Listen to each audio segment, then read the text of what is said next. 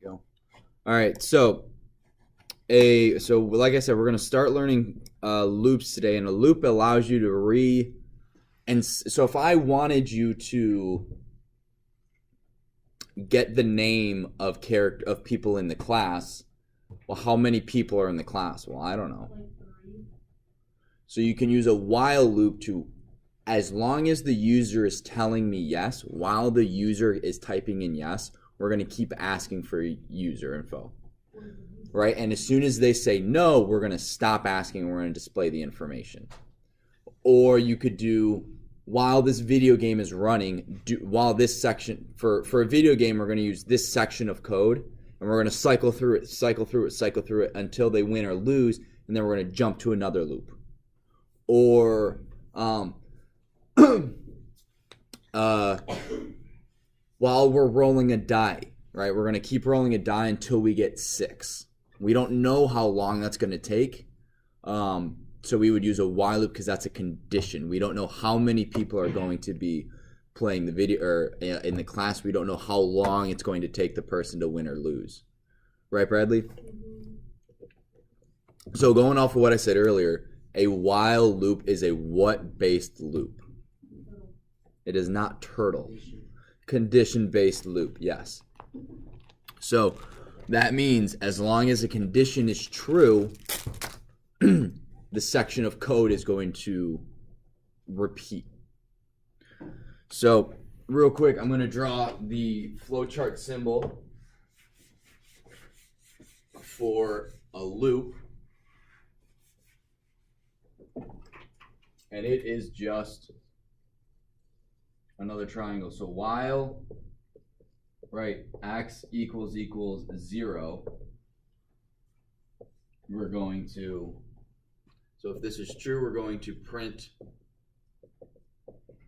x, that would actually be an output, x plus 1, x equals x plus 1. And then, so this is coming down from the rest of the program. This then comes back up to here. And it will evaluates this each time it runs through. And when it's not true, we're going to end the program. So it's just like an if statement, but it's a continual if statement. So if this is true, we're going to do this. If it's true, we're going to keep doing it. Does that make sense? Okay. So this was my joke. So I know you guys can't see that, but while she is shopping, I am waiting.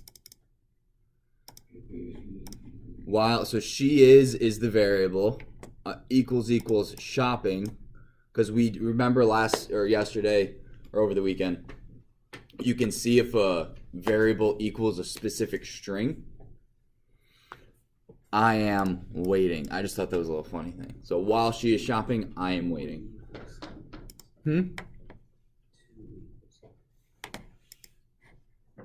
Well, nope, because this is an evaluation. She is waiting. Excuse me.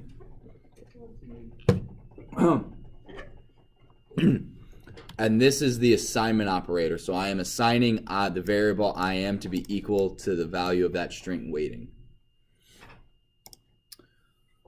So the while loop, again, is a condition-based loop. The code, I reformatted this so all my indentations are a little off, is very similar to our if statements.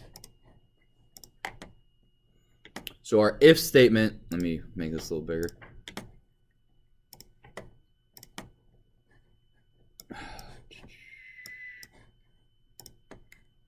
And so if x, we got to create x first. So x is 0. If x equals 0, print yay. Yay. Right? So it's very similar. This is going to be very similar. So instead of if, you type while. So while x equals 0. Now don't type this in and hit enter just yet. One thing, just like with our if statements, the conditions have to be predefined before being used in our code. So if I have it while y equals 0, I'm going to get a name error that says y is not defined. So I don't want that. So you have to create the variable, just like we've been doing so far all semester. You have to have something in order to do something with it. Right? In order to spend money, you have to have money. In order to evaluate a variable, you have to have a variable. Make sense? So, loops can be unending. You can have a loop that runs until your computer dies, which is not fun. Because, and I'm going to run this for you. Wait, hang on. I want to do that. I need to do that. Oh, I need to see it. I need to see it. Please. Oh, maybe be paying attention and not messing around. All right. Just looks like you're typing a lot more than you should. What? I was like you were, okay. I'll get back to that in just a minute. Okay. Right? So you have to be careful with never-ending loops. The reason that loop never ended is because I never changed what x equals. You have to somehow, in your loop, this is very big and important, you have to change. So when we had while x equals 0, print yes, you have to somewhere in your loop change what x equals. Because if you don't, you get a never-ending loop. So if it's a user input in the loop, you have to ask for the user input again. So, Maddie, do you want to add kids to your roster? You would say yes. Okay, what's the name of the kid? Make up a name. Jimmy. Jimmy. Okay. I then have to ask you, do you want to enter another kid? You would have to say yes or no. If you say yes, we're going to continue and do that line of code over again. If you say no, we exit out of the loop. Does that make sense? You have to somewhere in your loop change what x equals. So what you can do is you can go x equals x plus 1. And then it's only going to print it once because x, at the end of this loop, what does x equal? 1. Yep. Brad. Can you make Python calculate pi?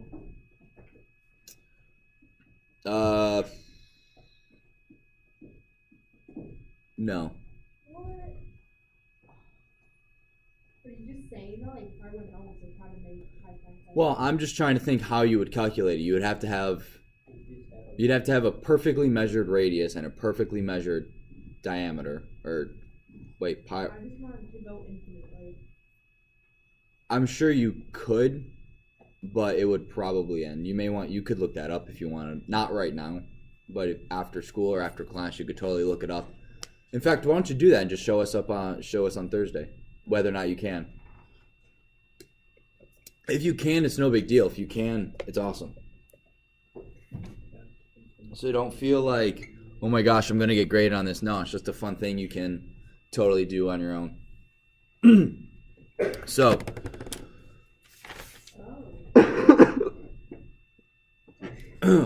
So we're going through. Did you figure it out? I'm not sure. That's a lot of math. I'm not sure. It says Python. Not sure how this. Oh, I just told you, bud, to do that after school, not during class. I know it's interesting, and maybe I'll give you, a few minutes at the very end of class to look it up. But let me get through what we got to get through today. Okay? Okay. All right. So. Oh my gosh. Do you guys have questions so far? Kind of. All right, what's your question, Bradley? So why wouldn't we just keep it if instead of while? Because an if will only do it one time. So let's go through this. I only did it one time. Well, because I coded it to only do it once. Right, so I have x is 0. So while x is equal to 0, we're going to print yes. In this loop, we change what x equals, so this is no longer true, and it only prints once. It's still going. Do you have x equals x plus 1? Yeah, I'm just choosing enter on it. Oh, okay. So what we're going to do is we're going to go user is, and you guys can copy this down. So you want to write this in your console, not in your shell, just so you guys can save it for review and all that. So I'm going to go user is a blank string. So when I say a blank string, I mean 2 quotation marks right next to each other with nothing in it. Then I'm going to go while user, right? We're going to use the same relational expressions, right? Greater than, less than, equal to, not equal to, as we do with if statements. So we're going to while user doesn't equal, okay, while the doesn't equal no.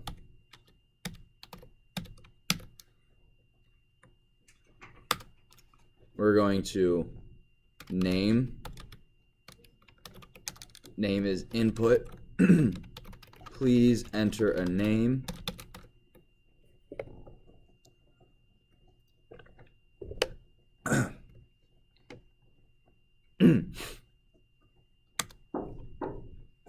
And then we're going to print.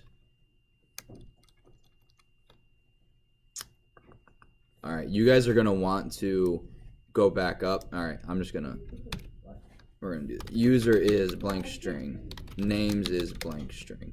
Couldn't you just copy and paste that? Maybe. While user doesn't equal no.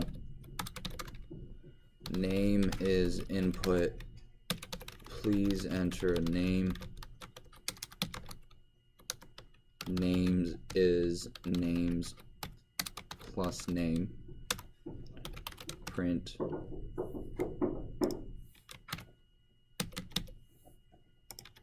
This is us adding strings together. I'm going to explain how this works in just a minute.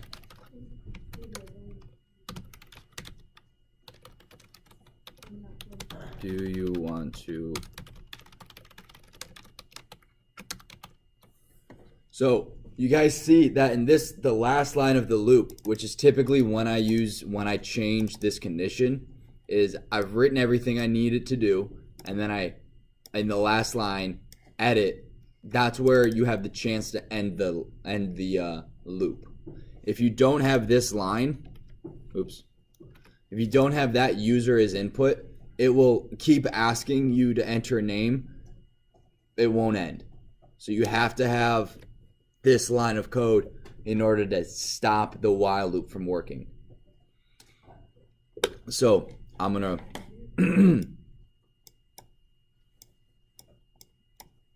minimize this or make this a little smaller.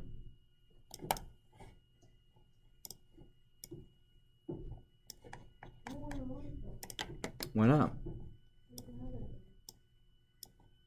Well, you're gonna have to run it, Brad. All right, so I'm gonna run this. Source must be saved. While loops in class. Classes intro. All right, so please enter a name. We're gonna go with Micah. Do I want to enter another name? Yes. So I'm gonna enter a name. We're gonna go with Enoch. Yes, I want to add another name. Brad. I don't know why your E didn't capitalize in Enoch. Sorry. Do I want to add another name? Yes. Joseph. It's not exactly I'm gonna show you guys why it has spaces. Please enter name Blake. Enter another name. Yes. Kayla. Yes. Maddie. Yes. And Perry. Do I want to enter another name? I type in no. It's done. So my loop. So what we're doing here, right? So please enter a name. We go through this line, And we go into this loop because of why. Say that again, Joe.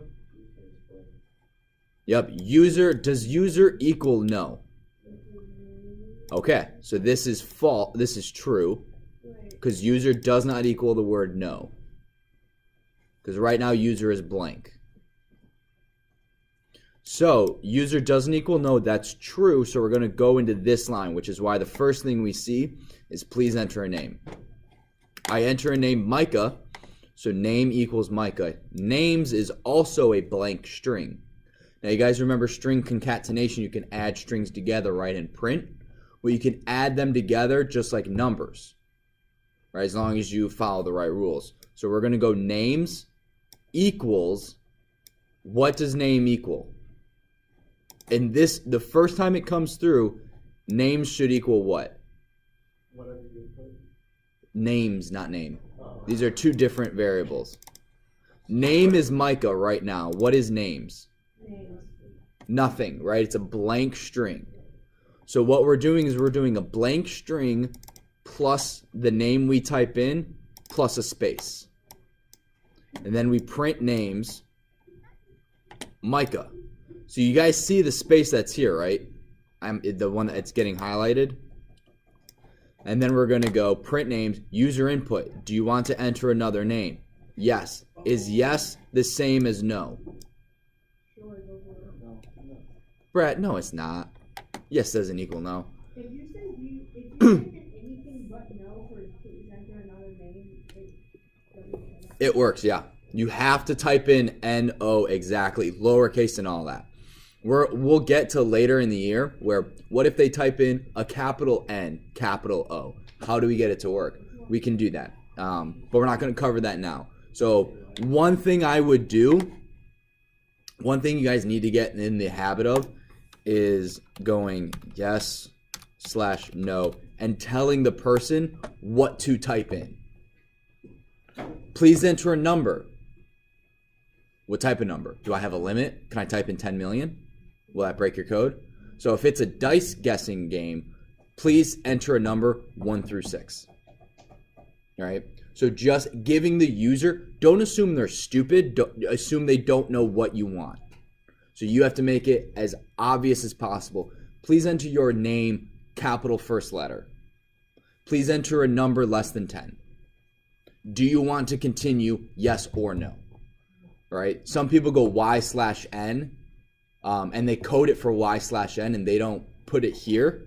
So they'll go while the user equals n, and they just have this. How do I know I'm supposed to type in just n? I don't. Right? So what you would need to do is you need to go y/n, and that tells me, oh, I need to enter a y or a n or an n, otherwise it won't work. Does that make sense? So you have to tell the user as much information as possible. Excuse me. should we add that to our code? Yeah, you need this, otherwise it won't ever end. It'll keep asking you for names. So this is what happened. If you forgot to put that, you will go F5. Please enter name. I'm just going to use letters.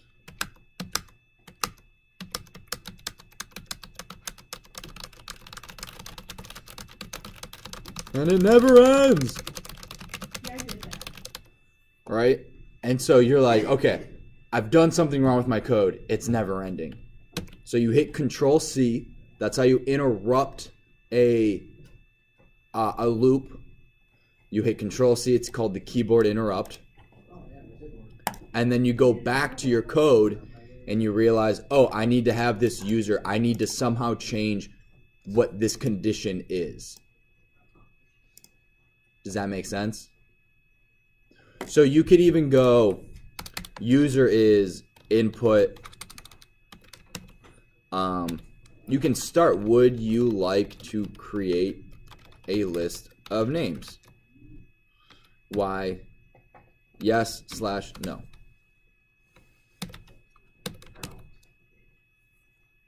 And then while user doesn't equal no, now it doesn't go into it. I have to tell it. If I type in no, nothing happens.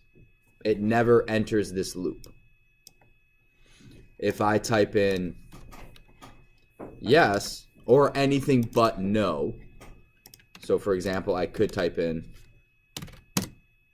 doesn't matter, would enter a name like, spelled your name wrong, sorry. Do I want to enter another name? 1, 2, 3, 4. Please enter a name. Jimmy. No. And then it ends. Wait, Yes. how did you get the no when you type? Oh, wait, no, never mind, I got it. You got it? Okay. Yeah. So then what I want you guys to see is that I can then go print names, and I'll get rid of this print names. And when I run it, would I like to create it? Yes. Jimmy, Sam. Oh, Sam. Yes. Jimmy. Do I want to enter another name? No. Zach, Sam, Jimmy. So as soon as this loop has been terminated, it's ended, you're no longer in it, it then just continues down here as normal. So you can do, so let's go, do I want to enter, so we're going to go input, please enter a number less than 10. And we're going to do, no,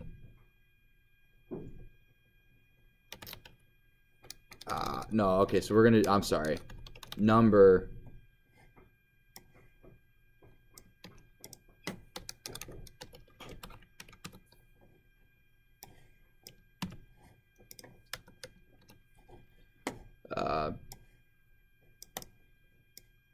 please enter a number to guess. Please enter your guess. So what this is doing is we're going to assume that, hang on. So you're testing out a guessing game, right? This is what you're doing. So you are picking the number and you are then trying to guess it. That's the context of this. So what we're going to do is while user doesn't equal number, so as while the number they've guessed doesn't equal the number they've trying to guess, we're going to get rid of names. Actually, do you guys want me to leave names up here? No, you guys should be copying it down anyway, so. While user doesn't equal number, we can print incorrect. Please, we'll just go incorrect. And then we're going to go, please guess again. And then before we run this, I know that if we get to this section of the code, what do we know about this statement? If we get here, what does this equal? They've guessed the number, so what can I print there? If they win the game, what should I display? You have won the game. So, I've seen this before where inside of this while loop, they will go if user equal guess. That works. Actually, no, that doesn't work. Why would this not work?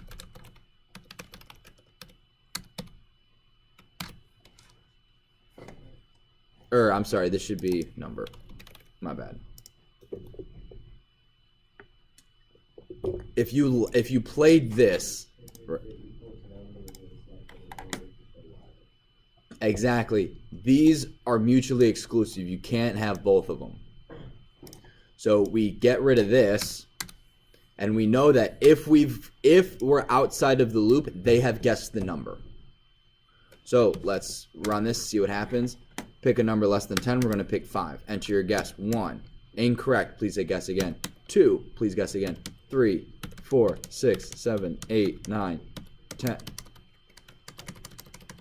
And then when I click 5, I've won the game.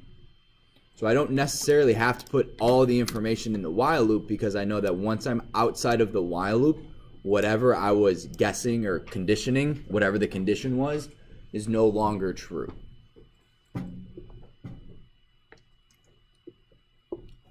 Excuse me. Maybe some tea will help.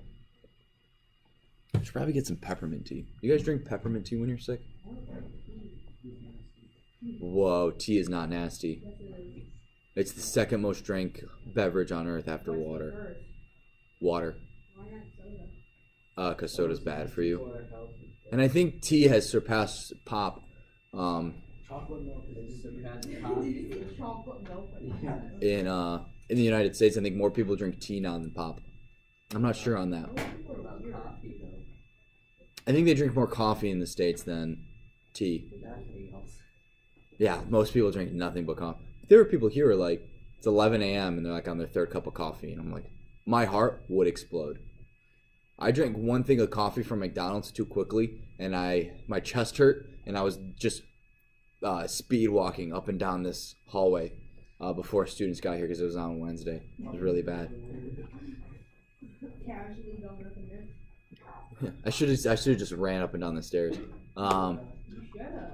All right. So, do you guys have any questions so far with while loops? We're going to get into doing a couple practice things, leaving it up to you guys. I'll give you some specifications, but any questions? While loops and for loops are huge. If you don't understand them, you'll be totally lost in about a month. You just won't. It will be so hard. So these are very, very important, and we will spend a little extra time on them because with just practice problems. Because if you don't get these, you can't really do like data storage with lists. You can't really do data storage with dictionaries because you need to be able to go through it. You need to be able to add stuff to a list, and that has to be conditioned. That has to be dependent on whether or not the user wants to. So these are really, really big concepts that are simple at first, like, oh yeah, it's a loop, it's going to keep going. But it does take a little bit of time to just be comfortable with them. So like I said, we're going to have a couple, maybe an extra day or two just with practice problems, simple ones, and we'll get a little more complicated as we go on. I have you guys for about 13 more minutes. Do you guys have any questions? No? Okay. So, I don't think there's anything in the book that's really like without actually telling you how to do it. I don't think there's really anything in the book. No question that you can answer yet in the back because we've only just learned while loops. So I'm going to stop the camera now.